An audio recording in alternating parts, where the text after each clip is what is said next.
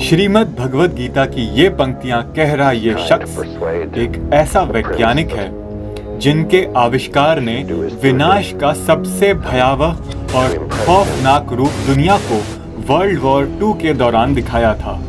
जी हाँ, हम बात कर रहे हैं जूलियस रॉबर्ट ओपेनहाइमर की, जिन्हें हम फादर ऑफ एटॉमिक बॉम्ब कहते हैं। दुनिया का सबसे पहला न्यूक्लियर वेपन बनाकर और इंसानों को स्वयं को मिटा देने की शक्ति प्रदान करने के बाद भी ऐसा क्या हुआ जो ये महान वैज्ञानिक अपने ही आविष्कार से सदमे में आ गए। स्वागत है आपका हमारे इस चैनल दैनिक IQ पर। क्रिस्टोफर नोलान हॉलीवुड के प्रख्यात फिल्म निर्देशक, जिन्होंने टेनेट, डंकर्क, इंटरस्टेलर, इंसेप्शन और द डार्क नाइट ट्रिलॉजी जैसी सुपरहिट फिल्मों का निर्देशन किया है। 21 जुलाई 2023 को लेकर आ रहे हैं फादर ऑफ एटॉमिक बॉम्ब कहे जाने वाले जूलियस रॉबर्ट ओपेनहाइमर पर बनी फिल्म ओपेनहाइमर। अगर आप भी ये मूवी देखने के बारे में सोच रहे हैं तो पहले ये वीडियो जरूर देखें। आज के इस वीडियो में हम जानेंगे कि कौन थे जूलियस रॉबर्ट ओपेनहाइमर, क्यों उन्होंने एटॉमिक बॉम्ब बनाया, क्या था मैनहट्टन प्रोजेक्ट, रॉबर्ट का हिंदू धर्म ग्रंथ गीता से क्या संबंध था, ऐसा क्या हुआ कि रॉबर्ट दुनिया के सबसे बड़े वैज्ञानिकों में से एक होने के बाद भी खुद को एक गुनहगार मानने लगे और डिप्रेशन का शिकार हो गए। जूलियस रॉबर्ट ओपेनहाइमर का जन्म 22 अप्रैल 1904 में हुआ था। ओपेनहाइमर जर्मन जूइश इमिग्रेंट्स के परिवार से थे जो कपड़े के व्यापारी थे। ओपेनहाइमर बचपन से ही बिल्कुल शांत और सरल स्वभाव के थे, एक ऐसा व्यक्ति जिसे 8 से ज्यादा भाषाएं आती थीं, जो साइंस के कठिन से कठिन कॉन्सेप्ट भी जानता था और कविताएं भी लिखता था। इतनी कम उम्र में ही ओपेनहाइमर मिनरल्स, फिजिक्स, केमिस्ट्री जैसे सब्जेक्ट्स को इतनी दिलचस्पी से पढ़ते थे जैसे कोई बड़ा साइंटिस्ट रिसर्च कर रहा हो। महज 12 साल की उम्र में ही न्यूयॉर्क मिनरोलॉजिकल क्लब ने उन्हें लेक्चर प्रेजेंट करने के लिए आमंत्रित किया था। 1930 के दशक तक ओपेनहाइमर का एकेडमिक करियर बहुत मजबूत हो चुका था। ये वही दौर था जब हिंदू धर्म ग्रंथों में उनकी दिलचस्पी और भी ज्यादा बढ़ने लगी। वे हिंदू धर्म ग्रंथ से इतने ज्यादा प्रभावित हो गए कि उन्होंने श्रीमद् भगवद गीता को पढ़ने के लिए संस्कृत भी सीख ली। भगवद गीता की कहानी ने ओपेनहाइमर को एक फिलोसॉफिकल आधार दिया। वे भगवद गीता के कई सारे उपदेशों का उदाहरण अपनी बातों में दिया करते थे। चलिए दोस्तों, अब जानते हैं मैनहट्टन प्रोजेक्ट के बारे में और क्यों ओपेनहाइमर को फादर ऑफ एटॉमिक बॉम्ब कहा जाता है। बात है 1939 की, जब पॉलिटिशियन से ज्यादा फिजिसिस्ट न्यूक्लियर खतरे के बारे में चिंता में थे। इसी समय एल्बर्ट आइंस्टाइन ने US गवर्नमेंट को एक लेटर लिखा जिसके जरिए न्यूक्लियर थ्रेट की खबर नेताओं के ध्यान में लाई गई। साइंटिस्ट कम्युनिटी में फैलती चिंता ने प्रेसिडेंट रूजवेल्ट को इस मामले पर एक्शन लेने के लिए मना लिया। इसी दौरान यूरेनियम की रिसर्च करने के लिए प्रेसिडेंट रूजवेल्ट ने एक टीम बनाई, जिसके कारण मैनहट्टन प्रोजेक्ट का आगाज हुआ। 18 जून 1942 में शुरू हुआ ये मैनहट्टन प्रोजेक्ट 15 अगस्त 1947 को खत्म हो गया। इस प्रोजेक्ट के कारण ही दुनिया के पहले न्यूक्लियर वेपन्स और एटम बॉम्ब बनाए गए। अमेरिका के इतिहास में शायद ही अभी तक कोई इतना सीक्रेट प्रोजेक्ट हुआ हो। सेकेंड वर्ल्ड वॉर के दौरान शुरू हुआ इस प्रोजेक्ट को कनाडा और यूनाइटेड किंगडम ने भी सपोर्ट किया था। ओपेनहाइमर के न्यूक्लियर वेपन्स की डिटेल स्टडी और रिसर्च के लिए न्यू मैक्सिको में एक पूरा का पूरा नया शहर बसाया गया, जिसे लॉस एलामोस कहा गया। ओपेनहाइमर को लॉस एलामोस लेबोरेटरी का डायरेक्टर बनाया गया और मैनहट्टन प्रोजेक्ट में ये लीडिंग रोल में रहे।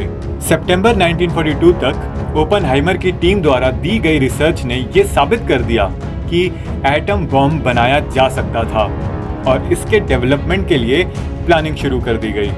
7 दिसंबर 1941 को अमेरिका ने जापान पर युद्ध की घोषणा की।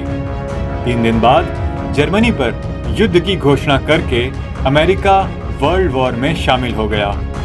प्रेसिडेंट रूजवेल्ट ने अगले महीने ही न्यूक्लियर बॉम्ब को बनाने की मंजूरी दे दी।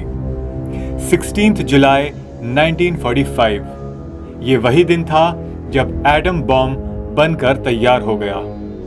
इसी दिन एटम बॉम्ब की सक्सेसफुल टेस्टिंग हुई, जिसे ट्रिनिटी टेस्ट कहा गया, जिसने दुनिया के इतिहास को पूरी तरह बदल कर रख दिया। ओपेनहाइमर इस ट्रिनिटी टेस्टिंग के बाद कुछ असहज हो गए। वो जानते थे कि दुनिया अब पहले जैसी नहीं रहेगी। उनका आविष्कार एक बहुत ही बड़ी तबाही लाने वाला था।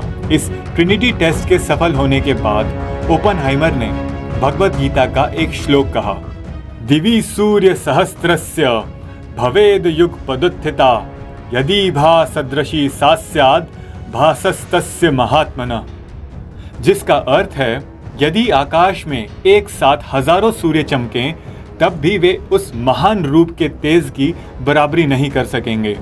ओपेनहाइमर के अंडर काम करने वाले साइंटिस्ट ने 2 अलग अलग प्रकार के बॉम्ब बनाए थे।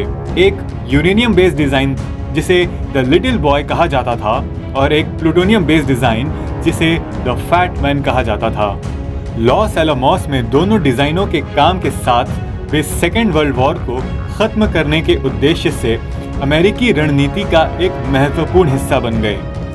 6 अगस्त 1945 ये वही दिन था जब अमेरिका जापान के हिरोशिमा शहर को पूरी तरह तबाह करने के लिए तैयार था।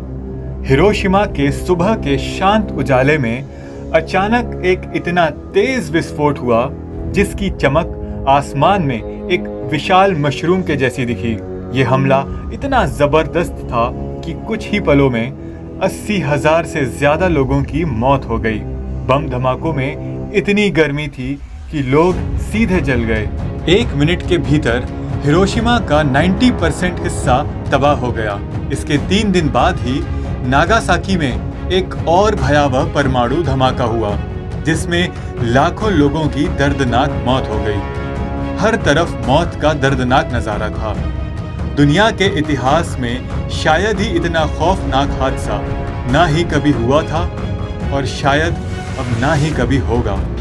जापान में हुई इस तबाही के बाद मैनहट्टन प्रोजेक्ट सफल हुआ और इसमें सबसे बड़ा योगदान ओपेनहाइमर का था। युद्ध के बाद ओपेनहाइमर के व्यवहार में एक अलग सा बदलाव नजर आया। वे परमाणु हथियारों को आतंक का साधन और न्यूक्लियर इंडस्ट्रीज को शैतान का काम कहने लगे।